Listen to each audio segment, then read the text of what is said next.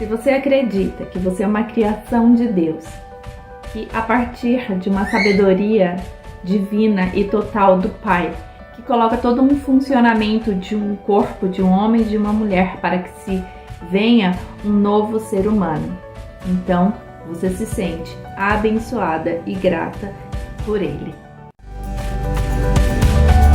Seja bem-vindo em mais um Devocional Palavra que Transforma. Hoje estamos na segunda parte com este tema: porque fui criada por Deus, sou abençoada. Porque fui criada por Deus, eu o represento em toda a minha vida. E este tema, ele está vinculado a um versículo que está no livro de Gênesis, no capítulo 1, a partir do versículo 27, que diz assim: E Deus criou o homem à sua imagem, a imagem de Deus o criou, macho e fêmea os criou, e Deus os abençoou. Então, Deus nos criou à imagem e semelhança dele. Nos igualar a Deus é o colocar num nível de inferioridade e de limitação. E esse não é um atributo de Deus. Deus é infinito, Deus é divino, Deus é Elohim, Deus poderoso, grandioso, um Deus que tudo pode. Mas nós o representamos. Em quais áreas da nossa vida nós o representamos? Na área moral, na área espiritual, na área mental e na área relacional. E nos próximos dias de reflexão nós vamos tratar justamente cada uma destas áreas naquilo que Deus separou para nós como aprendizado. Então, fique atenta, porque Deus nos mostrará como devemos representá-lo. Nós precisamos identificar em nós o que precisa ser mudado como ação e decisões para que sejamos então representantes de um Deus todo-poderoso, de um Deus maravilhoso e amoroso. E nós vamos dar início então a uma reflexão dentro de cada área. Na área da moral, nós podemos entender que essa área é onde nós temos um senso do que é certo e do que é errado. Mas o que é certo e o que é errado é o que está na palavra de Deus. Nós, quando decidimos organizar e transformar a nossa vida a partir do que Deus tem para cada uma de nós, nós precisamos então dar razão, observar, praticar, pedindo ajuda a Deus, porque não conseguimos sozinhas. Nós somos seres humanos limitadas, então não conseguimos sozinhos. Precisamos de Deus, precisamos orar a Ele para que sejamos transformados a partir do que a palavra diz, do que é certo e do que é errado. Quando eu começo a ter esse discernimento, eu começo a representar a Deus na área moral.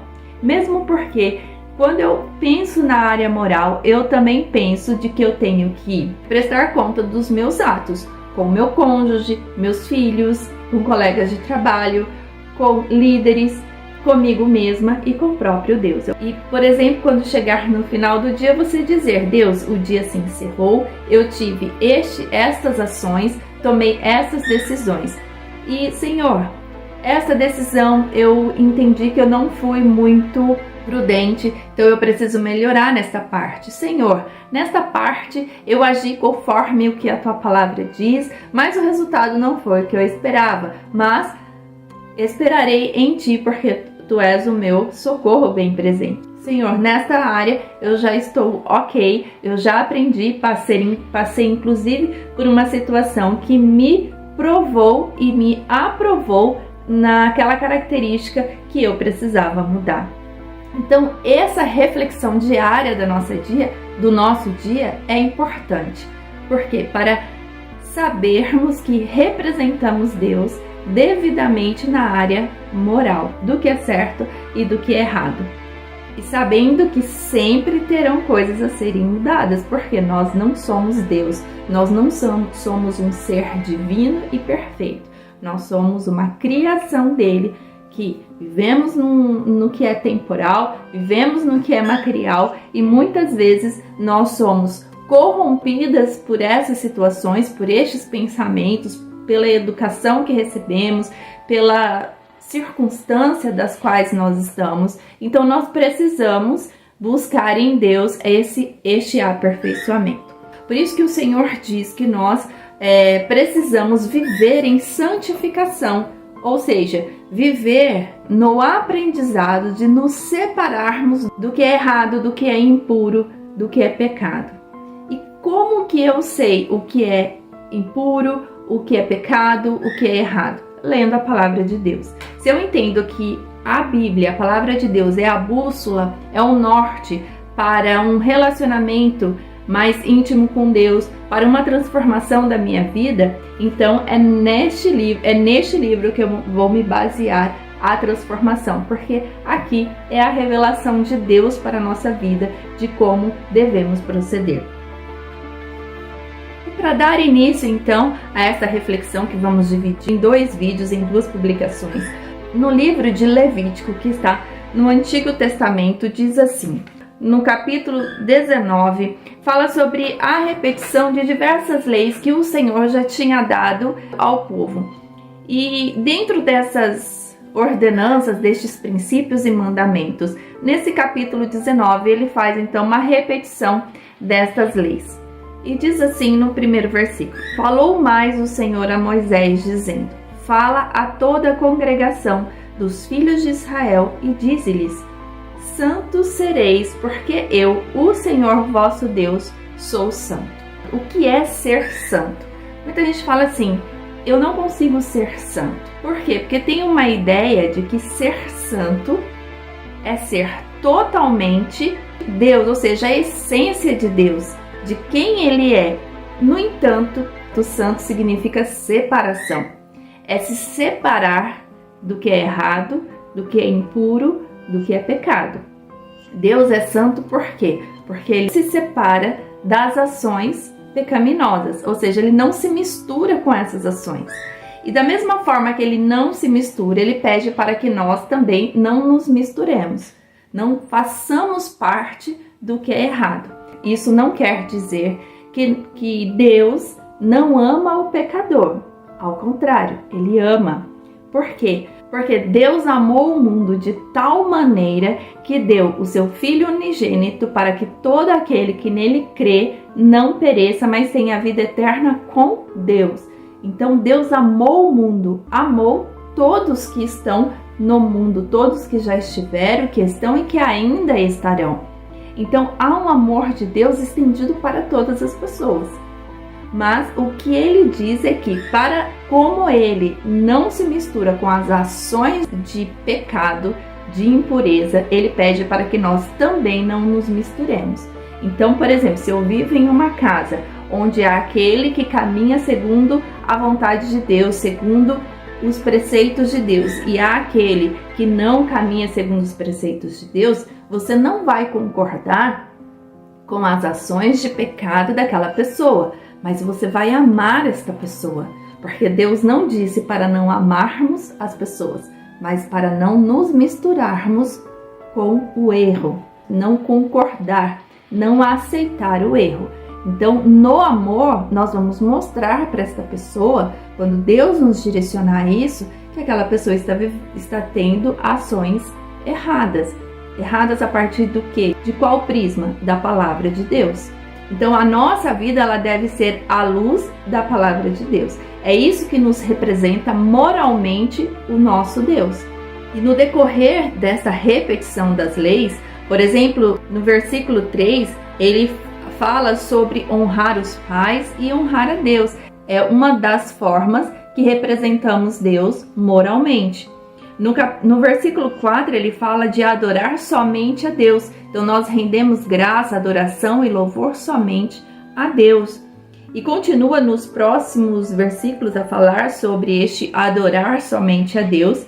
E no versículo 9, ele diz para ajudarmos os necessitados, aqueles que precisam de ajuda, que têm uma necessidade e que o Senhor te direcionou, não encurte a sua mão para o auxiliar, mas o ajude. Isso é representar Deus moralmente, mas não excluindo o que falou anteriormente, por exemplo, de adorar somente a Deus e também de honrar pais e honrar a Deus com suas atitudes. Ele continua no versículo 11 dizer que não podemos furtar, não podemos mentir, não podemos, no versículo 2, fazer um voto e não cumprir. Então dizer: Deus, eu desenvolverei uma ação para honrar o teu nome e você não desenvolver esta ação, se esquecer, não completar. Então isso é dizer para Deus que vai fazer algo e acaba por não fazer. No versículo 13 diz assim, diz sobre lucrar desonestamente, prejudicando a outra pessoa. No versículo 14 fala sobre o desprezo de algumas pessoas que têm certas deficiências. No versículo 5, não fareis injustiça. Então o Senhor diz para que sejamos justos. No versículo 16 fala de dar falso testemunho. No 17, não aborrecerás o teu irmão no teu coração, não deixarás de repreender o teu próximo e nele não sofrerás pecado. Versículo 18, não te vingarás.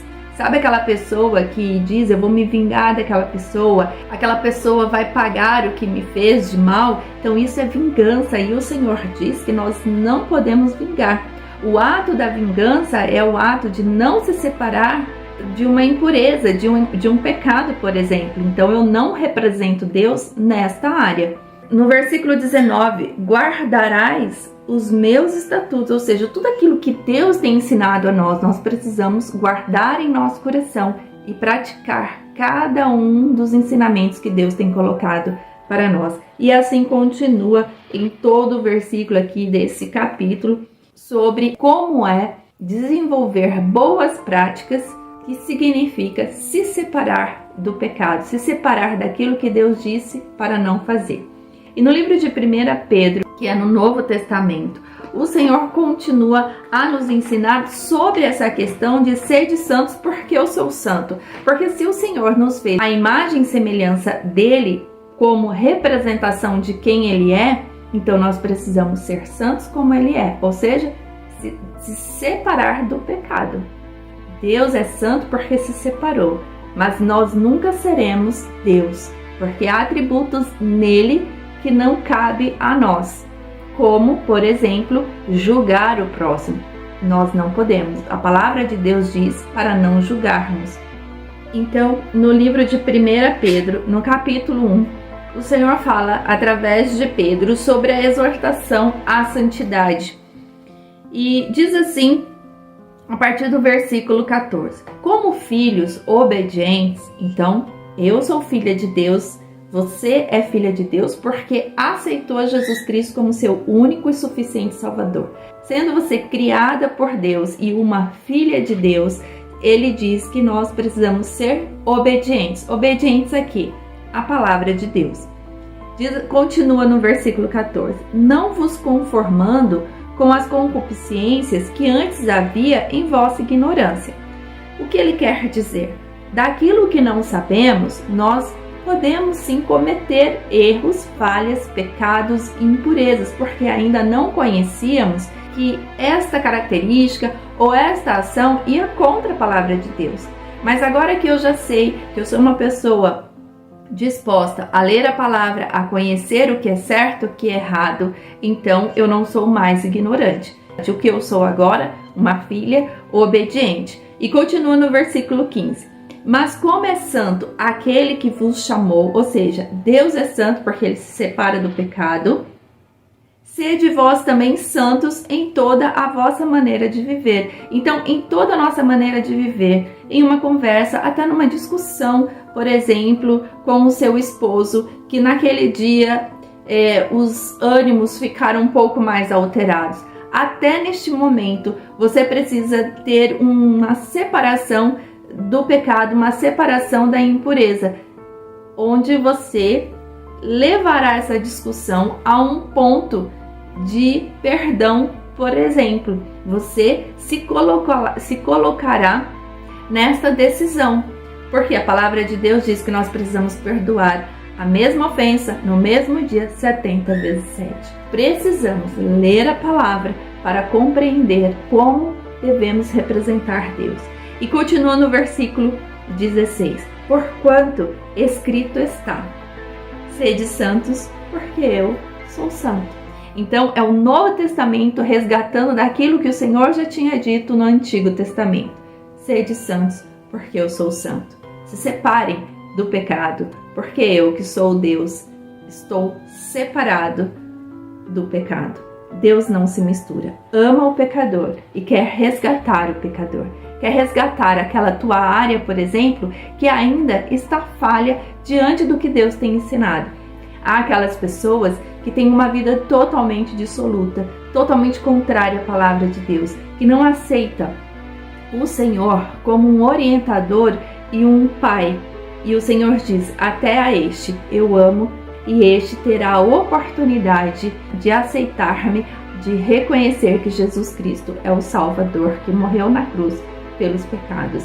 E essa pessoa estará livre e pronta para passar por um processo de santificação. Deus não precisa passar pelo processo de santificação. Santo é, e nós santos estamos porque decidimos nos separar do pecado por meio de um processo de santificação, de aperfeiçoamento, de transformação de vida diante do que Deus tem nos ensinado. Na próxima publicação, o Senhor nos mostrará em alguns versículos quais são as áreas que precisamos mudar. Fique com esta palavra. Não desperdice o que Deus tem falado com você. Não tenha medo, não sinta o peso, porque Jesus disse na palavra que Ele está ao nosso lado, caminhando conosco, nos ensinando e nos preparando em amor. Que Deus te abençoe em nome de Jesus.